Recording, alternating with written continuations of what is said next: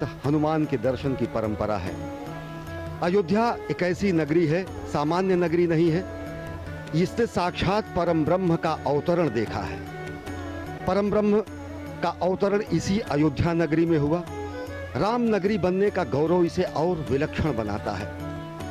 भगवान श्री राम अगर अगम, अगोचर और अनंत हैं, तो अयोध्या नगरी का अस्तित्व अनादिकाल से अद्भुत, अलौकिक और अक्षुण्य है। श्री राम नाम ही अयोध्या को संस्कृति के सर्वोच्च शिखर पर बैठाता है। भगवान श्री राम कोटि कोटि जनगण के मन और हृदय में वास करते हैं। प्रधानमंत्री नरेंद्र मोदी पहुंच चुके हैं हनुमानगढ़ी। परंपरा का निर्वहन करते हुए प्रधानमंत्री यहां पर पवनसुत हनुमान के दर्शन करेंगे। सीढ़ियों को चढ़ते हुए भारतीय वेशभूषा में, परंपरागत परिधान में प्रधानमंत्री नरेंद्र मोदी और उत्तर प्रदेश के मुख्यमंत्री योगी आदित्यनाथ इस समय पहुंच चुके हैं भगवान हनुमान के दरबार में। और साथ ही साथ यहां पर आप देख रहे हैं कि हस्त प्रक्षालन कर अपने जूतों को उतारकर हस्त प्रक्षालन कर अब वो परंपरागत तरीके से हनुमान जी के दर्शन के लिए अभिमुख हो रहे हैं।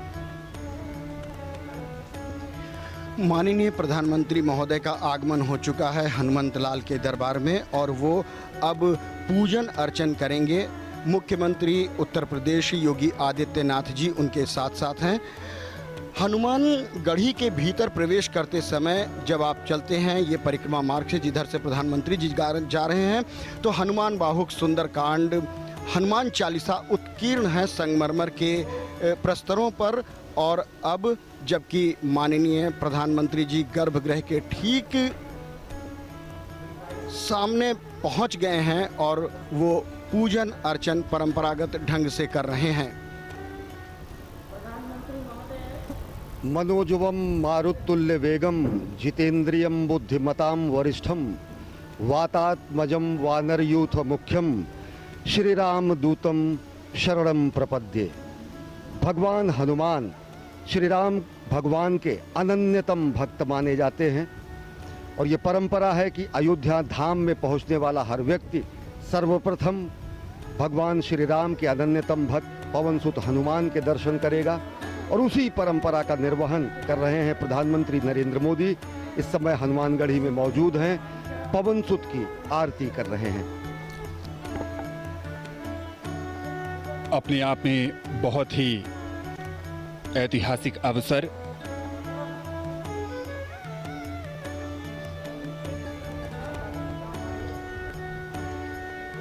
प्रधानमंत्री नरेंद्र मोदी हनुमानगढ़ी में राम भक्त हनुमान की अर्चना करते हुए और अब परिक्रमा कर रहे हैं।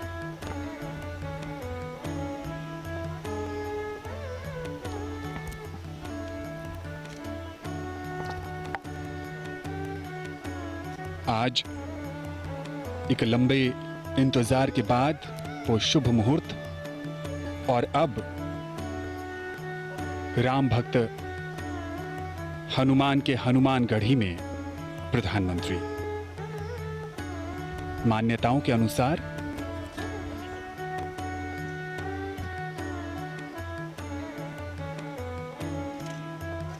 हनुमान जी का राज तिलक यहीं हुआ था।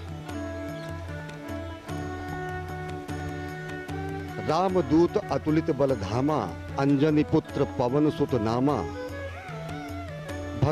भगवान हनुमान पवनसुत कहे जाते हैं और अंजनी पुत्र कहे जाते हैं। और सबसे बड़ी बात जो भगवान हनुमान को रामदूत की जो संज्ञा मिली हुई है वो उन्हें और विशिष्ट और विलक्षण बनाती है।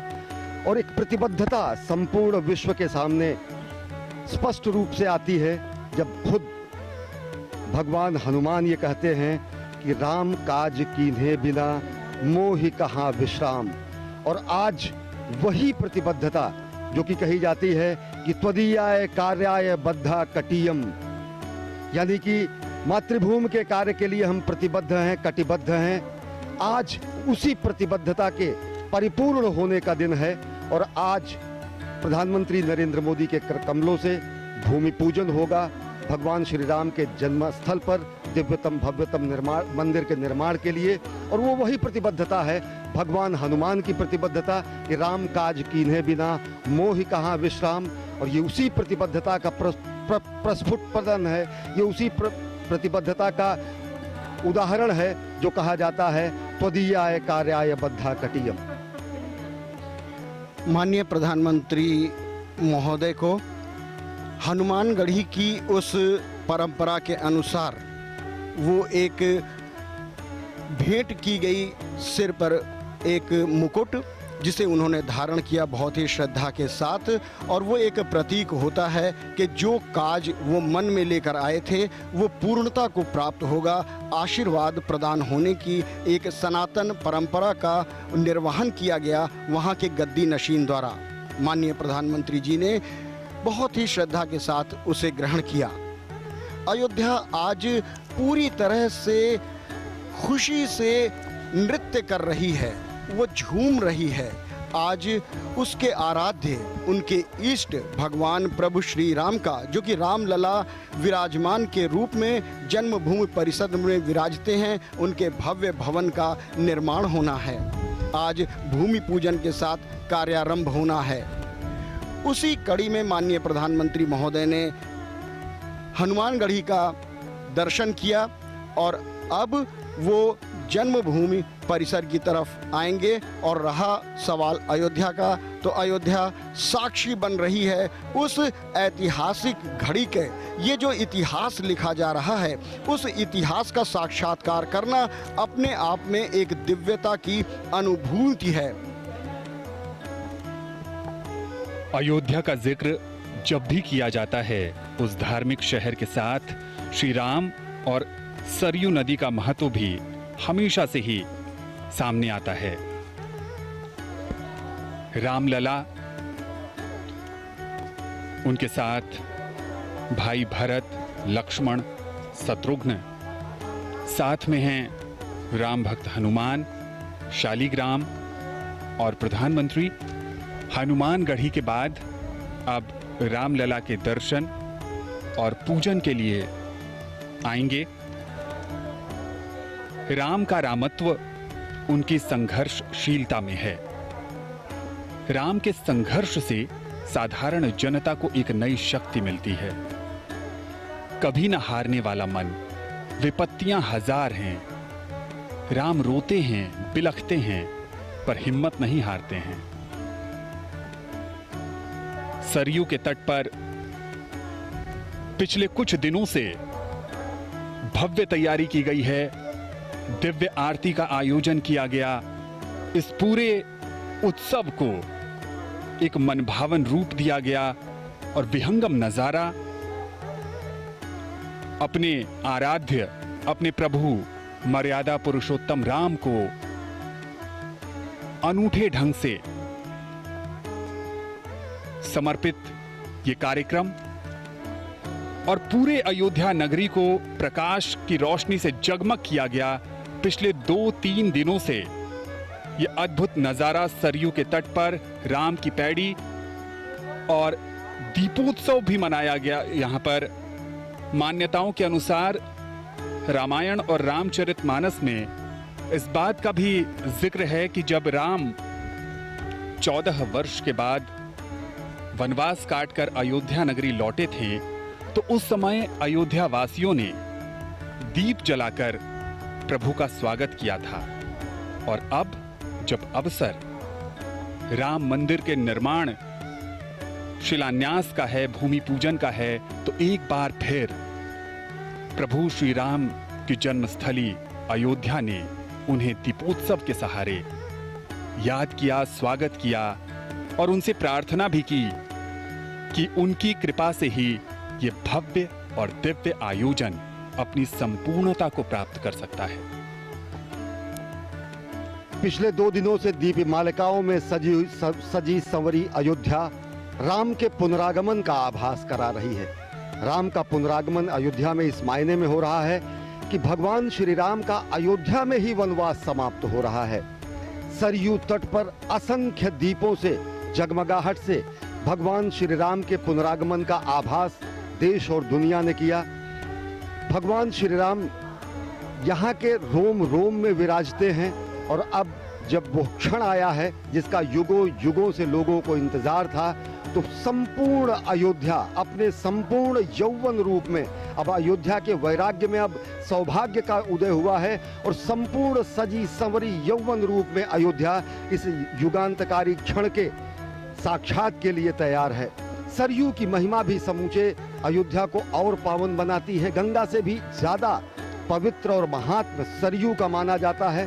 भगीरथ ने खुद अपने पुरखों के उद्धार के लिए अगर गंगा को लाया, तो साक्षात यहाँ पर ईश्वर ने सरयू को प्रकट किया था। ये तस्वीरें आप देख रहे हैं सभा मंडप का, जहाँ पर विशिष्ट आमंत्रित गणमान्य महानुभाव यहाँ पर मौजूद हैं। तस्वीरों में आप अनेक लोगों को आप पहचान सकते हैं और साथ ही साथ यह दृश्य है गर्भगृह का, जहाँ पर प्रधानमंत्री नरेंद्र मोदी देश के विद्वत, काशी विद्वत परिषद और लब्ध प्रतिष्ठित कर्मकांड विशेषज्ञों की मौजूदगी में अभिजीत मुहूर्त में भूमि पूजन करेंगे। ये वही आसन है, ये वही क्षण है, ये वही स्थान है, ये वही गर्भगृह है जहां पर प्रधानमंत्री नरेंद्र मोदी भूमि पूजन करेंगे और दिव्यतम भव्यतम मंदिर के निर्माण का कार्यारंभ होगा।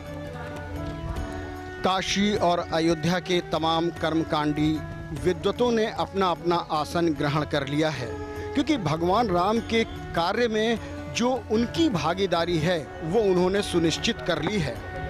क्योंकि मर्यादा पुरुषोत्तम भगवान राम एक ऐसी अद्भुत मर्यादा है जिनका पालन किया जाता है।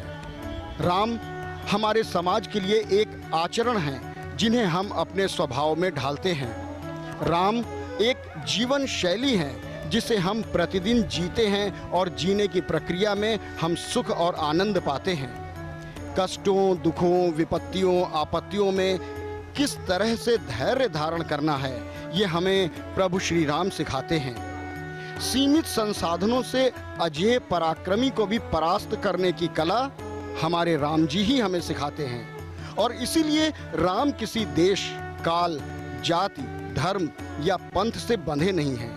पूरे विश्व में राम को एक आदर्श, एक मर्यादा और एक आचरण के रूप में पूजा जाता है। राम अखिल ब्रह्मांड के नायक हैं। थाईलैंड में जो रामायण चलती है उसे रामकियन के नाम से जाना जाता है। बैंकॉक के शाही बुद्ध मंदिर पर कहें तो वहाँ भी राम कथा का अंकन मिलता है। इंडोनेशिया में राम को राष्ट्रीय पुरुष माना गया है और रामायण को वहाँ के लोग अपनी सांस्कृतिक धरोहर कहते हैं। मलेशिया की बात करें तो वहाँ भी कठपुतलियों से राम कथा का मंचन किया जाता है, जिसे हिरायत सेरी रामा कहते हैं। सुदूर रसिया में वर्षों पहले एलेक्साई वारानिकोव ने रशियन भाषा में रामायण का अनुवाद किया। पादरी एटकिंस ने सबसे पहले श्री रामचरितमानस का अनुवाद किया। तात्पर्य ये कि राम किसी एक परिधि में बंधने वाले नहीं हैं, क्योंकि वो व्यक्ति नहीं हैं, वो एक आदर्श हैं, वो मानव जीवन जीने की शैली हैं। और इस बीच एक बार फिर मुख्यमंत्री महोदय आगवानी के लिए उपस्थित हो गए हैं माननीय प्रधानमंत्री महोदय के, और वो अपने काफिले के साथ यहाँ पर उपस्थित हुए हैं। उनकी आगवानी करते हुए गणमान्य लोग, अब माननीय प्रधानमंत्री का आगमन हो चुका है उस घड़ी की तरफ जहाँ